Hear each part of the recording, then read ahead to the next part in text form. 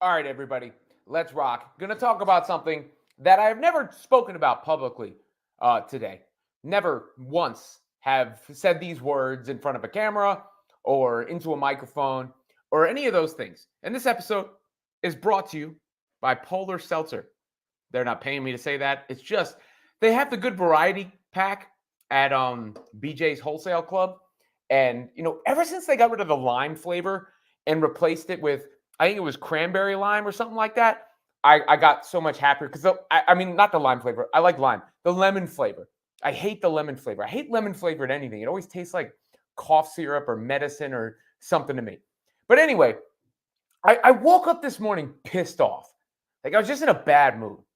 And I take this as a positive because I was in a bad mood and whatever. Life goes on, the day goes on.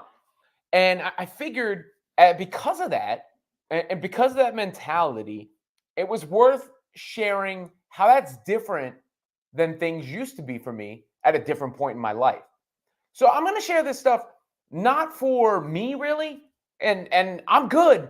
I'm Gucci. Don't worry. This is not like some like, oh, something terrible, cataclysmic, and awful is happening in my life, and I'm through some trauma or anything like that. This is more about conquering things and hoping that I can help others do the same because everybody's got some sort of struggle.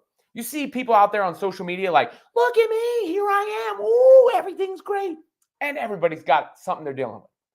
Everybody's got some issue that holds them down or something they're struggling with.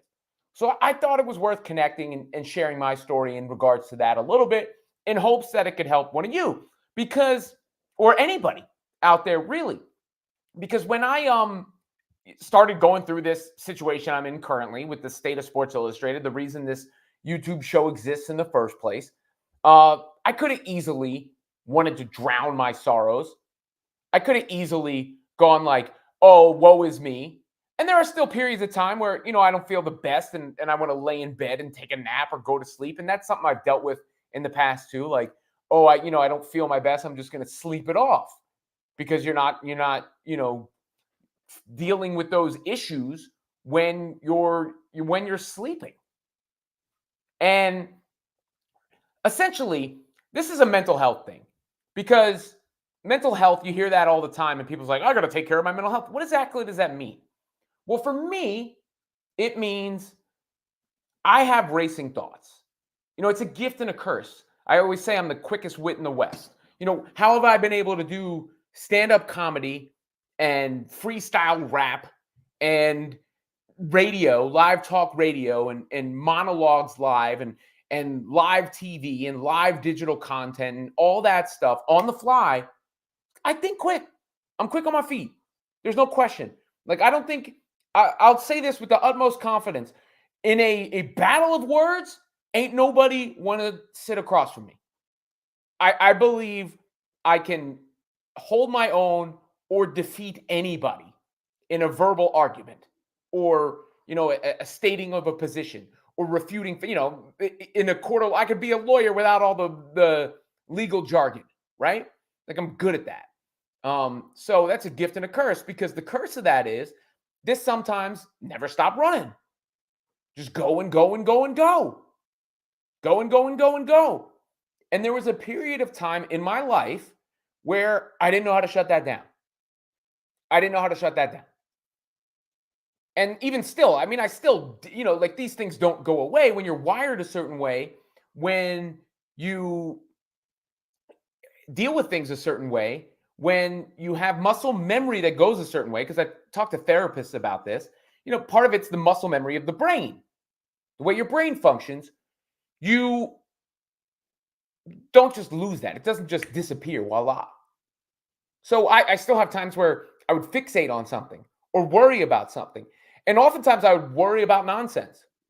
And what's very grounding about a real event that I'm dealing with is stop worrying about the nonsense so much.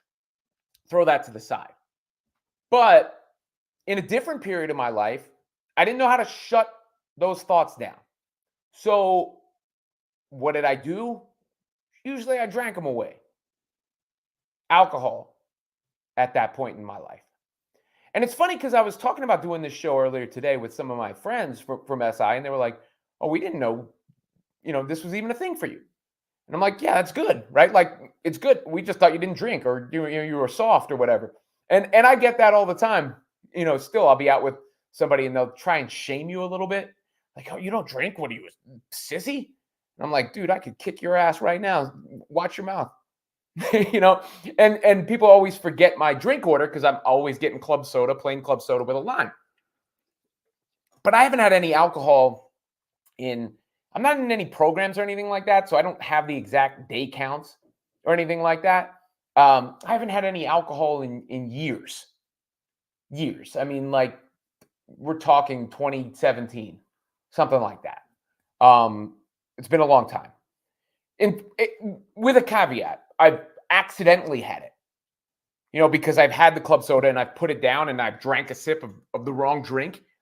And I take pride in the fact that I drank the sip of the wrong drink and I felt that burn and I felt that sensation and those synapses firing in my brain. And I didn't go, "Oh man, I need to drink." And, this past Saturday, I was at Monster Jam at the Prudential Center. And I can't say every now and again I don't see the concession stands or whatever and have that fleeting thought of, "Oh, that'd be nice." But the best thing about it is I reached a point of zen where I just decided this is what's best for me. And I don't want to do that.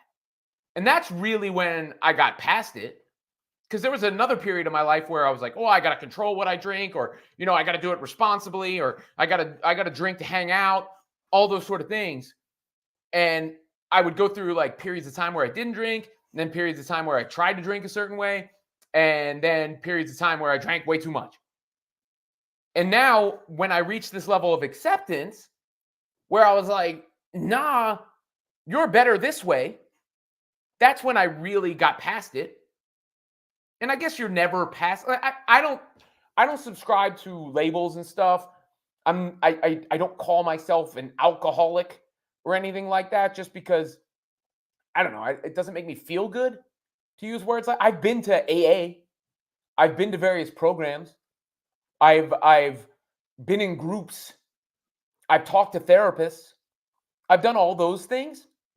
So in that sense, I guess, whatever label you want to use for those things. But I never threw a label on myself. I just decided at some point, this is not good for me. And especially, when I'm trying to get further along and go out and achieve things, I know if I were to fall back on that, that would not help me in the quest. And, I actually had my wife before I did this show today when I told her what I was doing, and my best friend, Dan. I just got off the phone with him. They both said the same thing. Like, "Do you worry that something you might say about this could jeopardize future things?" And no, no, because I'm good. I mean, I think my track record speaks for itself.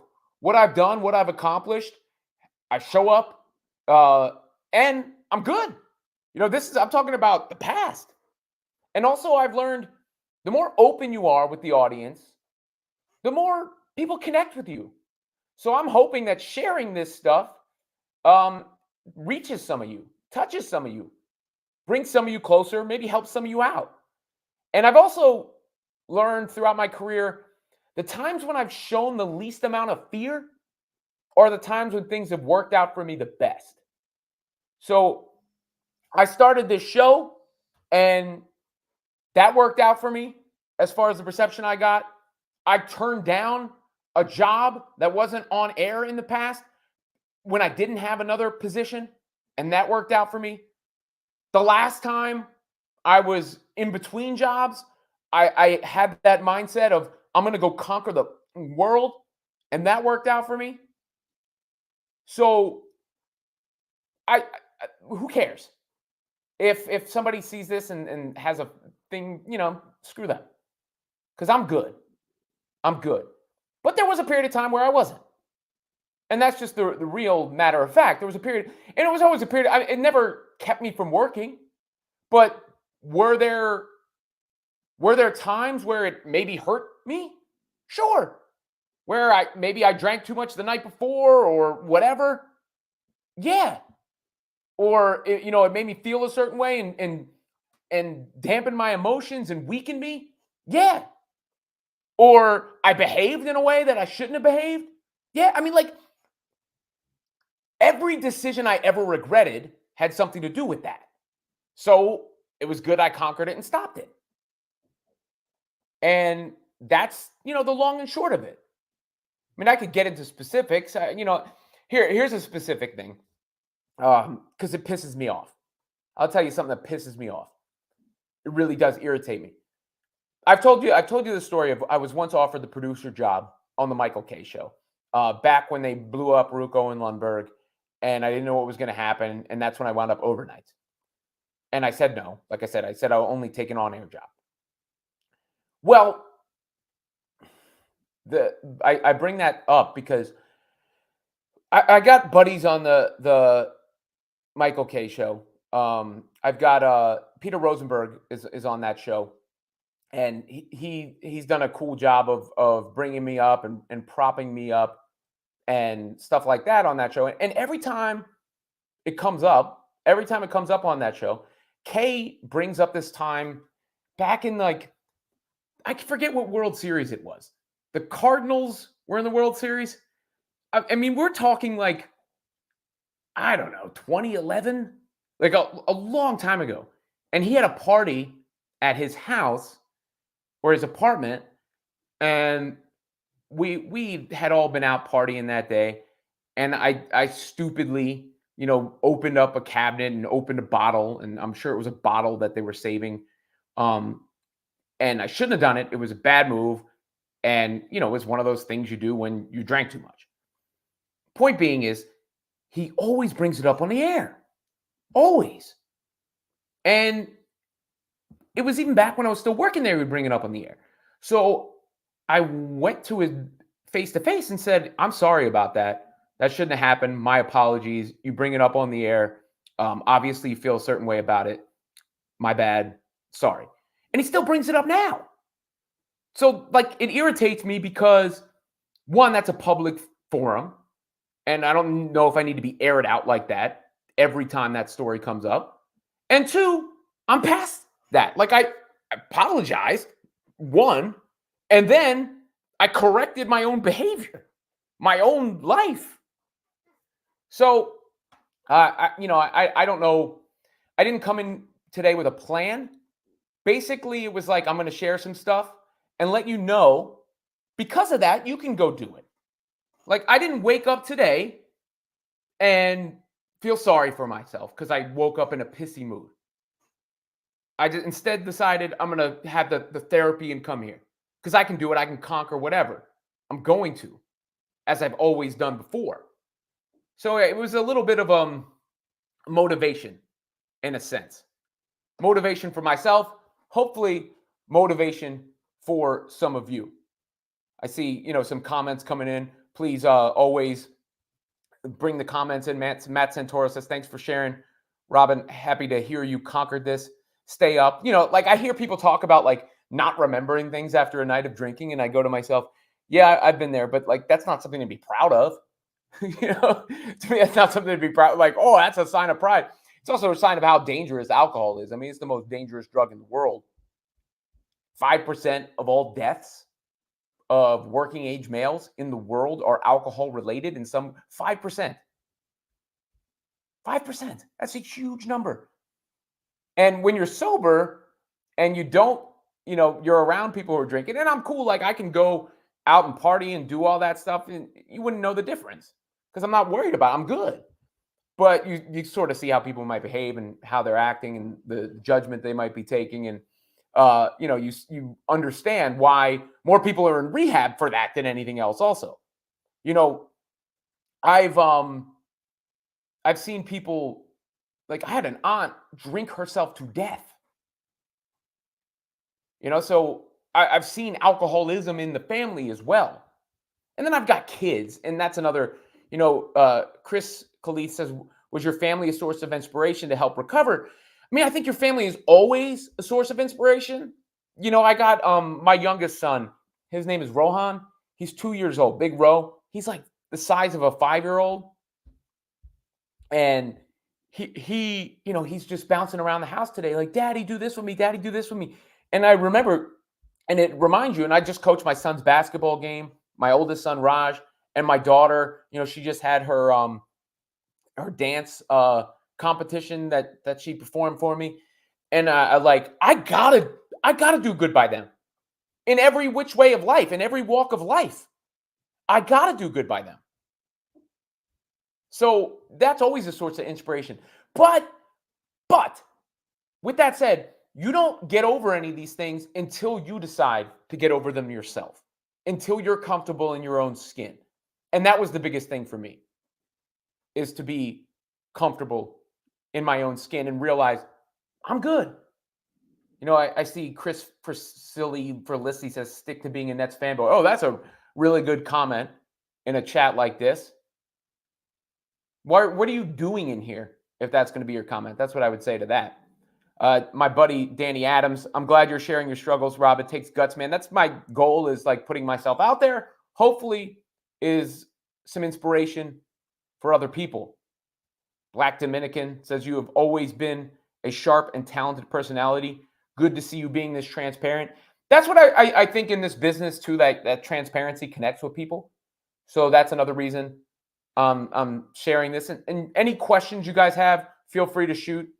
Look, there's another one. You are struggling to have some sense. Have a drink, my friend. Like, that's the Elon Twitter right there. I have a drink right here. I'm good. And by the way, I'm not saying people shouldn't drink. Do your thing. I mean, they got another thing that's legal in a lot of places now that's better for you, objectively better for you than alcohol, that a lot of people partake in, that is not necessarily as destructive. Some of these programs say you can't do any. I think everybody should do what works for them, as long as you're not hurting other people. That's the way I look at it. Adam Lee says, Robin, I've been hearing you on air since 2007 with Max and Louis Gold.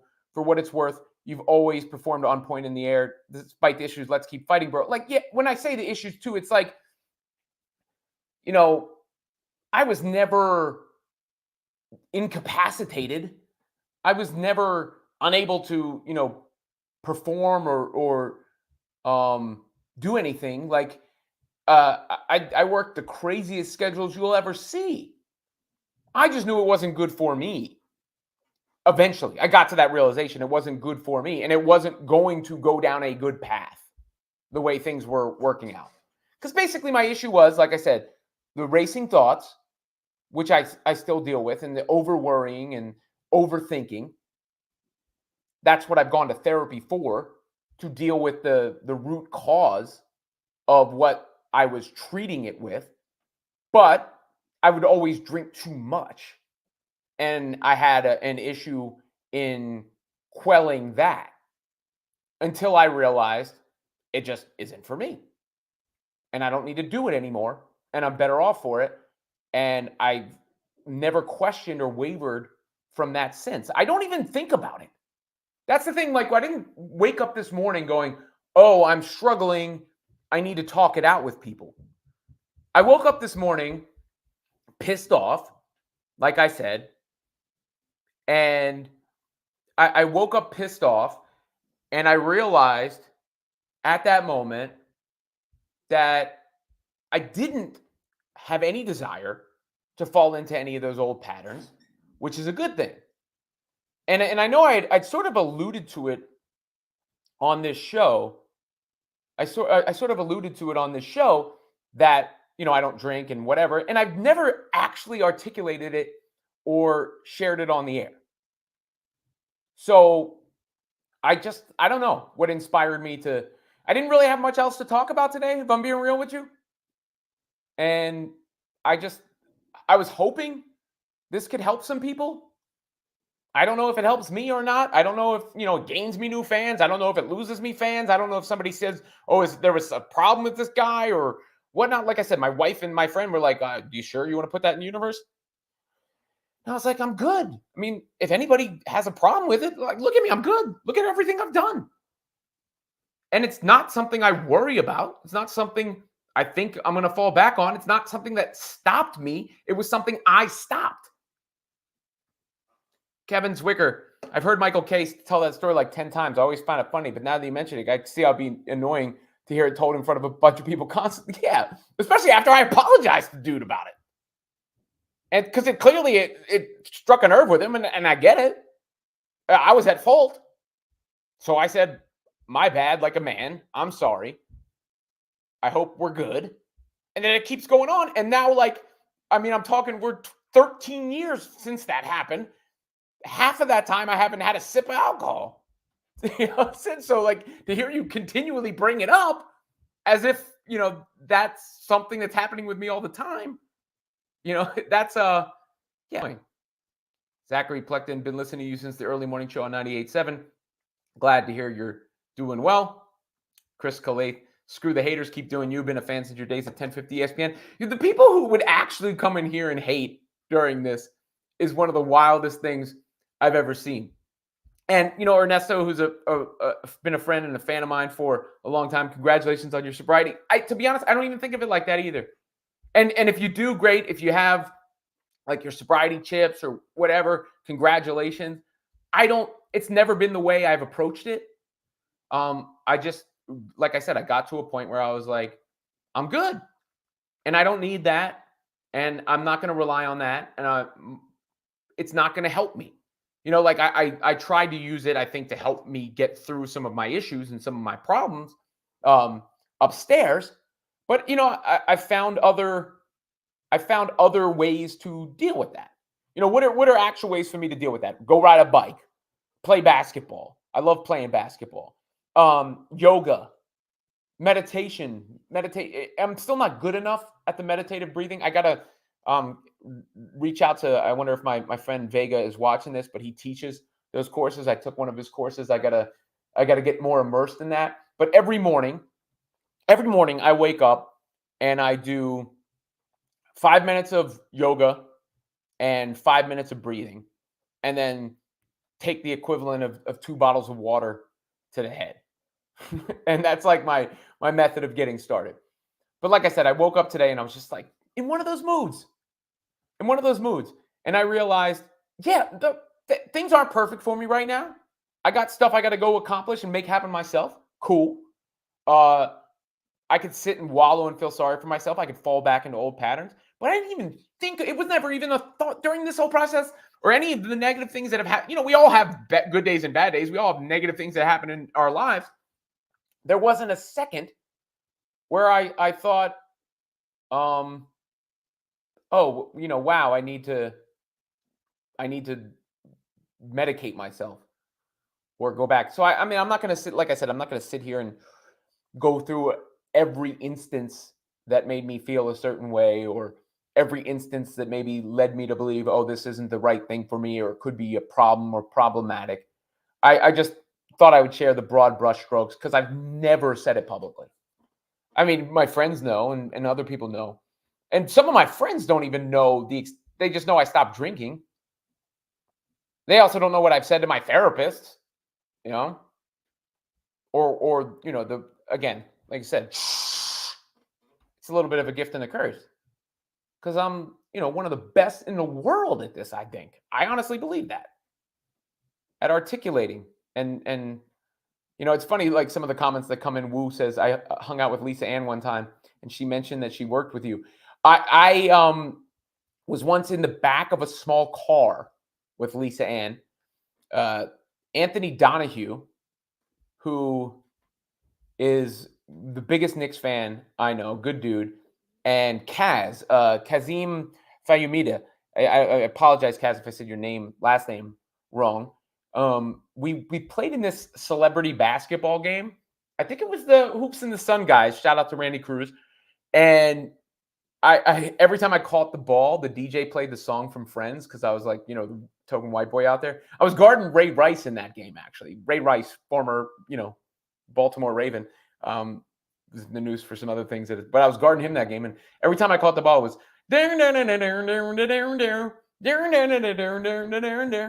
and that was funny. But on the way back, we all drove back, and Lisa Ann was our coach. Cool people. I loved hanging out with her. Cool. Loved her vibes. Loved everything about the conversation. And then we went to Pizza Suprema in the city, and you should have seen the faces of some of the dudes working at that place when she walked in. You know, like myself and Anthony to a degree, and Kaz obviously like have a level of notoriety, but it's a different story with Lisa Ann. Elder L Lane says Nas is the GOAT. Listen to Nas. I don't understand the point of bringing that up right now. I do listen to Nas. I like Nas just because I think Jay-Z is the GOAT. Doesn't mean I hate Nas or don't like Nas or anything like that in regards to Nas. I mean, Nas was one of the 10 best rappers of all time. I'll put it that way. Let's see what Christopher Silvestri says. Got to hang out with you at a charity event where you did an auction. It was great just to talk sports with you. Keep strong. I stopped drinking as well, and I don't miss it. Yeah, I remember. We chopped it up. It was at that Castle spot off the highway in Jersey. This wasn't long ago. Chris Christie was actually there. So I certainly remember, dude, and good on you as well. And thanks for checking out the stream here. Scott Bergen says, I met you back at MetLife in 2011 for Mike and Mike. You were on ESPN with Ruocco. Yeah, I used to MC the Mike and Mike shows. I was on Mike and Mike back in the day too, a couple times. And I was doing the show with Golic Jr., and that was at the beginning of the end of my ESPN tenure. I didn't really realize it, but I guess I should have seen it coming.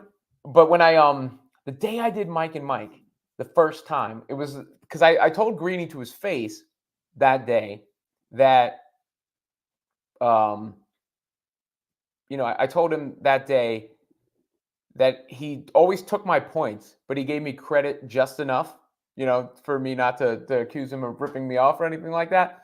But it was also the day Bomani wore like the Caucasian shirt with the Indians logo. And that got all the attention. No hard feelings or anything. I, hung out with Bomani and Pablo Torre at Max Kellerman's house one time not too long ago. And we all hung out and had a good time. But yeah, Bomani wore that shirt that day, and that got all the attention that day. Kevin Zwicker said, did you have a moment that made you realize you needed to drop the booze? A series of moments. It would be easier if I could just tell you the one thing, but it was really a series of moments. Because that started a progression of, I'm going to stop, and I would stop for a bit and then not. Or I want to try it again in a certain different way. And then I had another moment that made me go, maybe you should stop. And then I would stop, so it was a series of moments.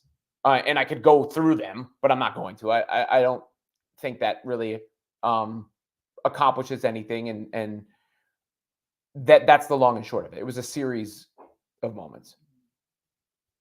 Prantia says, are you and your wife nervous about your future? I don't know how I would handle being suddenly unemployed. Too many bills. LOL. Well, technically, one, I'm not unemployed as of yet.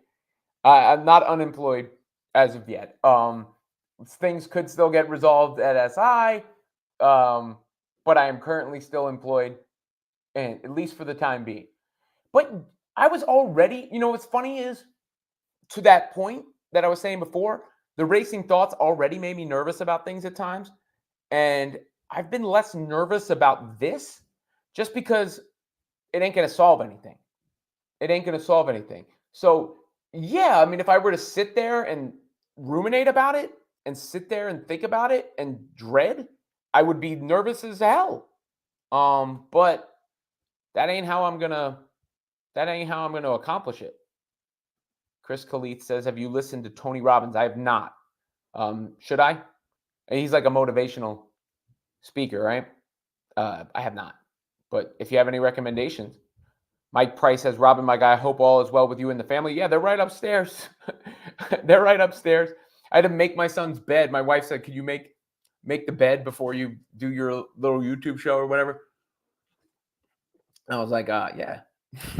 Okay. Wu says you need to transition from sports to hip hop. That's one of the things that you guys are going to help me figure out as I do this show and as I figure out what the identity of it is going to be going forward. Because again, the first episode was, I just was like, I'm going to open up the mic and go and be real with you. And then I started doing the topical stuff like I've done with talk shows in the past. And like I'm sure I'll do with talk shows in the future. and what I've done day to day with content for a long time. So I started doing that. And I think my brand itself is everybody knows what I'm kind of about, like, and can never orient this right. NBA, superhero stuff, wrestling. We've got the Needle Wrestling podcast, and hip hop.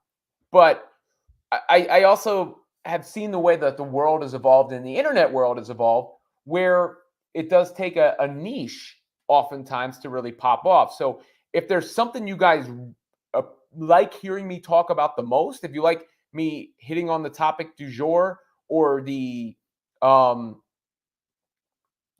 best or whatever, if you like hearing me the way I've been and on the things that interest me, that's great. If you like hearing me on a specific topic, let me know. Kev Dude Taylor says sports and hip hop. I mean, that's kind of what it is. I mean, right? Rap, wrestling, and sports. Janik says, dude, you have content. Stop doubting yourself. I'm not doubting myself. I'm not. I'm doing market research with the audience to see what you guys like the most. That's it. I know if I was doubting myself, I wouldn't be talking to you right now about this. All right. I ain't doubting myself. I mean, we all have self-doubt when we got to push through and conquer it. But I would not have launched this freaking show if I was doubting myself. I would not be talking about what I talked about today if I was doubting myself. And I'm not yelling at you. I'm performing, if you will. I wouldn't have taken the stage on stand-up comedy shows if I doubted myself. I wouldn't have done talk radio solo off the rip if I doubted myself. Those are the two hardest things I've ever, well, the three hardest are solo talk radio, stand-up comedy, and an auction. I referenced the auction before. Auctions are hard because you're up there asking people for money. So I know I got the content. I know I got the goods. I know I'm good at this. That's why I'm right here, right now. I'm just asking y'all what you rock with the most, what you like the most. It's just interesting to me, and it helps me shape, what I might lead with in a specific show or the direction I might take certain things. That's it. Not doubting myself. Your favorite rap group? My favorite rap group, well, they're Wu-Tang Clan and Outkast, and Tribe Called Quest would be third. And The Throne, if you count them as a group, but they didn't put out enough content. But definitely Wu, Outkast, and Tribe. Those are the three greatest rap groups of all time in my mind. And it just depends on my mood, whether it's Wu that I'm gravitating towards or Cast. But those would be the top two. Mark, is Jay-Z a top 5 rapper ever? What kind of question is that? Jay-Z is the greatest rapper of all time. Is. There's no other answer. Hove is the GOAT. And I know, I think it was Wu again that said, because I said Nas was top. You can argue Nas is top 5. You can't argue anybody's better than Jay-Z when it comes to rap skill, accomplishments, and versatility. Because Jay can get on one of these records, rapidy rap records, and rap with the best of them. He can get on a club record, or could, I mean, he's an older dude now. He doesn't need to be on club records, and do the bounce.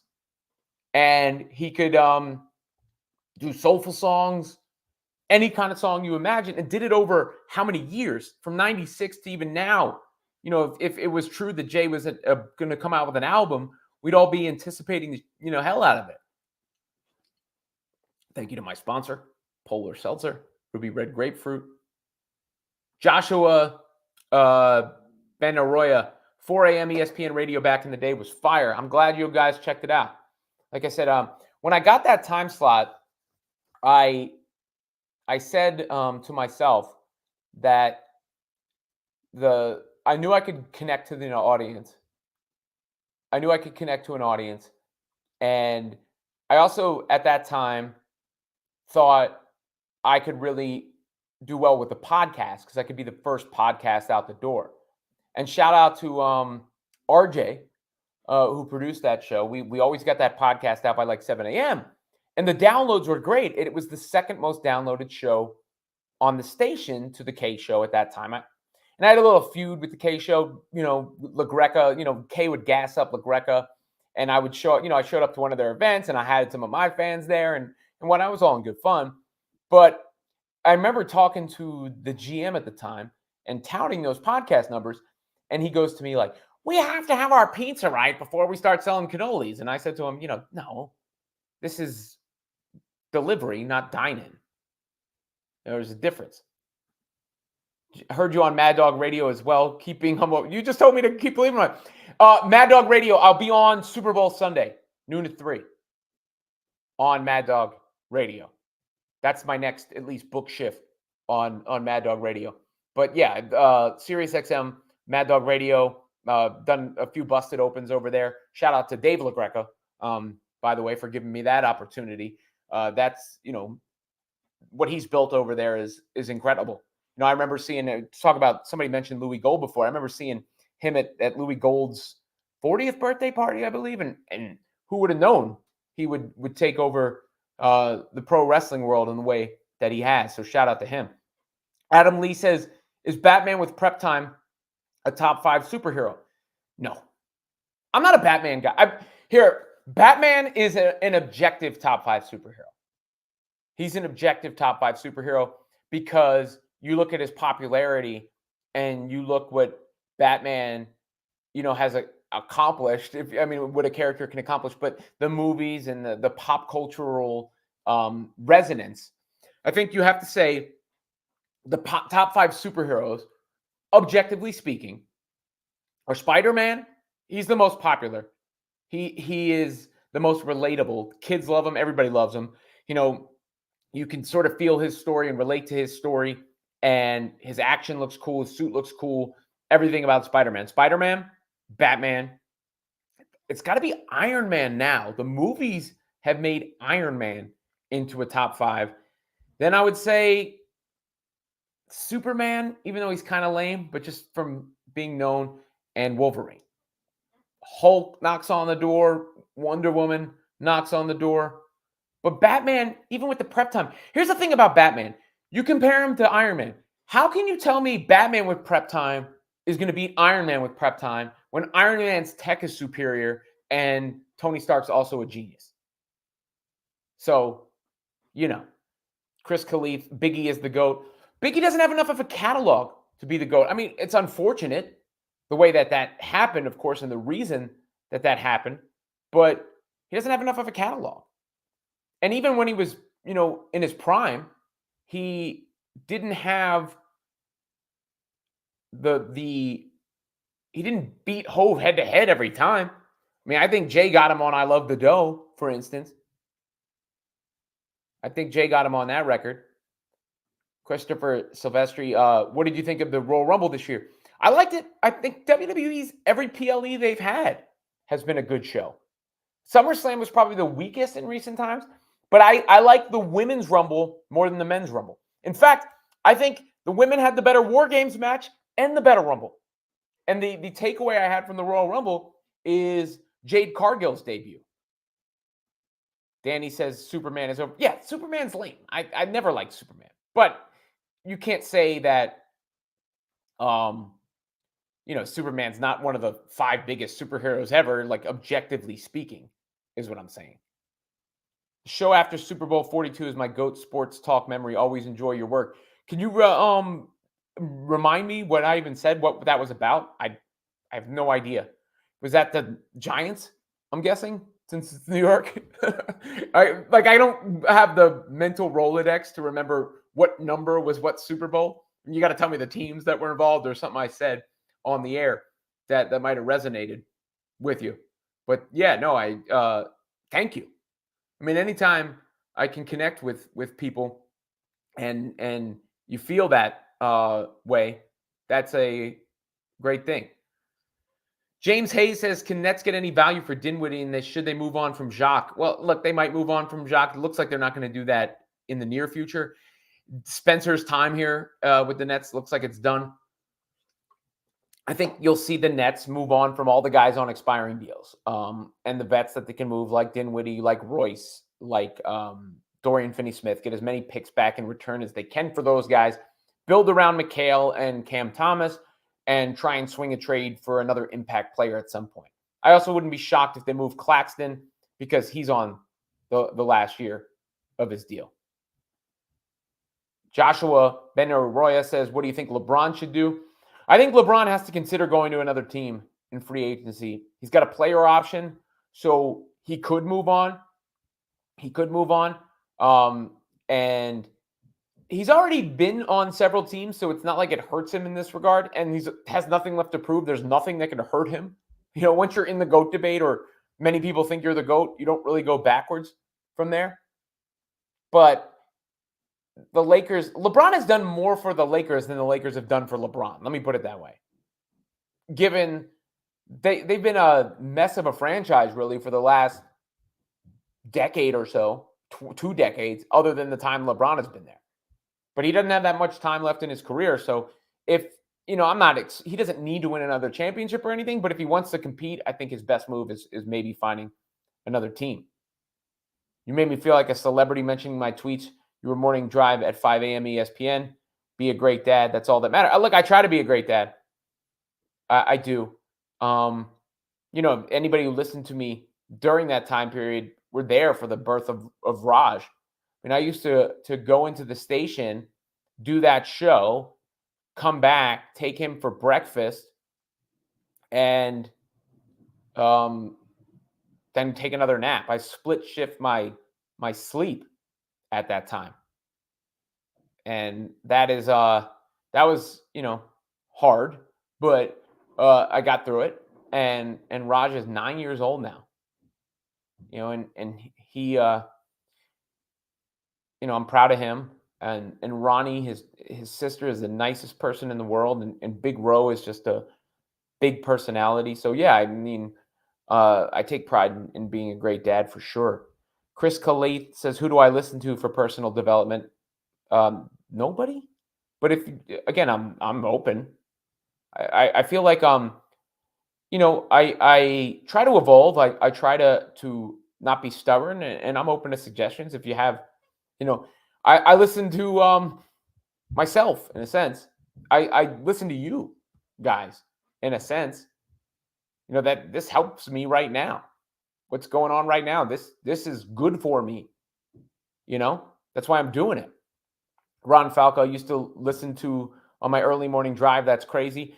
That's what's been amazing about this, is how many of y'all have reconnected with me. And whatever platforms I wind up on next, I don't want to lose that again. So I will try to keep this going in whatever form it takes. Right now it's Monday through Thursday, 8 p.m. If you're tuning in for the first time, you can do it. Like and subscribe to the Robin Lundberg channel. There's that's one of those ticks. When you do radio and you do long form talking, you find all these little ticks. And for a lot of people, it's like, or or one of those verbal things that they go back to all the time. And it's hard to not fixate on them and pick yourself apart about it. But it's also something you don't want to always do. So when I catch myself and I listen back to something and I realize I did it too many times, because it's really a way to buy time and think, I just try to check myself. Ernesto says, you've been helping me all these years, Robin. Hopefully I can help you. But you're helping me right now.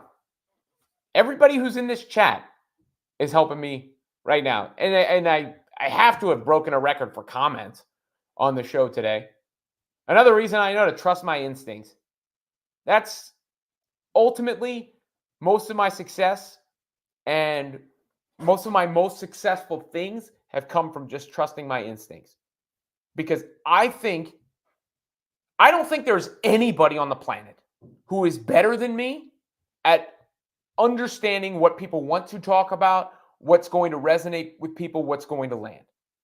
And I don't think there's anybody on the planet who's better at presenting it than I am. And I don't think there's anybody on the planet who's better at connecting with y'all than I am. I have to have that belief. I've had a lot of success in my career. I worked at ESPN for a long time. I still work at SiriusXM. I still technically work at Sports Illustrated. I've been on CNN. I've been on Fox. I've been and done everything out there. And generally, I've had success, whether that measurement is ratings, whether it's views, whether it's page clicks, any of those things. I wrote an article on the Shakira J-Lo Super Bowl halftime show that got millions of views. I did the LeBron Jordan spiel that got 10 million Facebook views. My podcast downloads, like I said, were higher than anybody but the Afternoon Drive show, and that's when I was on at 4 a.m. So would it be easier if sometimes my career was a more linear path or like a rocket ship? Sure, maybe. But I know I got the goods. I know I got the goods. And I know because of that, because of my talent, because of my self-belief, because of how hard I work, I'll be fine. I am fine. I am good. That's why I'm doing this in the first place. Like I said, Kevin Zwicker, I used to sneak listen to the 4 a.m. show podcast junior year of high school. By the way, how do you feel about Mercedes Moné going to AEW? AEW needs Mercedes. They need her. Because let's be real, like, I think AEW's been good for pro wrestling. It has. It's another company. It's pushed WWE. It activated hardcore fans, but they're struggling right now. They're not getting 2,000 people into arenas. They don't really have a star at the moment. Jade's out the door. MJF's on the sideline. They don't have a star. You can't be prancing Chris Jericho and Rob Van Dam out there in 2024. Mercedes would, or Sasha Banks for some of you, would be the biggest star in their company immediately. So I think AEW needs her. We'll be doing a new episode of The Needle Wrestling tomorrow on that specific topic. Adam Lee, I think on YouTube you got to say things like, make sure to subscribe and smash the like button. Yeah, I got to get all that swooshy stuff too, like smash and subscribe and like the channel. Before that, we have a word from our sponsor, Polar Seltzer. Again, I wasn't here for no sob story today. I wasn't here to wallow in any sorrows. I'm good. And I was hoping that sharing that would connect and resonate with some of you. That was really the only goal of what I started today's show with. And it looks like it has. Because I've got all the comments. Damn, I have to watch the Knicks game. It's the only thing positive. You all right, dude? I hope you're good. By the way, Knicks the Knicks are good. Knicks fans should be proud. That's stuck around. Ron Falco heard a story. Yeah. Go rewind, bud. If you knew, I addressed that specifically. I'm not going to go through it again. Rewind. And, that was, that annoys me. That it's still something that gets brought up. No one understands other people's struggles. Make sure you're not your own enemy. You are great. Is there anything about what I've been saying today that makes you think I'm my own enemy? Is there anything about me doing this that makes you think I'm my own enemy? I am doing that. God darn it. How do you do this? How do I orient? Somebody's got to teach me this. I'm doing that to let you know that you can do that or it or whatever you want. I have kids reach out to me all the time about making it in the industry and making it in the business. And I'm blunt with them and real with them. You have to be able to take it on the chin and get back up. You got to really want it. For the most part, I mean, there's some people a lot of nepotism in the industry. You see it. I'm not talking about anybody specifically, but you see it. People get jobs because of who their pops is or obviously who they know. But if you're going to make it the other way, you gotta tread through it and you got to really want it. I've gone through so many different things where I was knocked on the mat and got back up. So you never look forward to that or think, oh, I can't wait to go through that again. You never think that. And to be honest, there are points where you're like, can I do that again? But you got to deal with what comes your way. Brunson an all-star. Let's go. Did they announce the all-star teams while I've been doing this? I mean, Brunson should be an all-star. That shouldn't have been a debate or up for debate. All right. See you later, dude. I will check it out. Ernesto says job accomplished. I hope that's you mean connecting with you and having this resonate. All right, guys. I was like I said, I wanted to share that with you. I wanted to hopefully connect with you guys. I didn't plan it out. I didn't it wasn't to say I'm struggling with anything. It was to show you that we're all struggling with something. You see me out there, you've seen what I've accomplished, you've seen what I've done. You've seen me out on social media. That doesn't mean that everything's always good. And that's the case with everybody out there. Doesn't mean that everything's always good. So I just hope you're good. And if you're not, or you're struggling with something, I hope that me sharing that I've also struggled with things in the past helps you with your struggles. And that was really the goal there.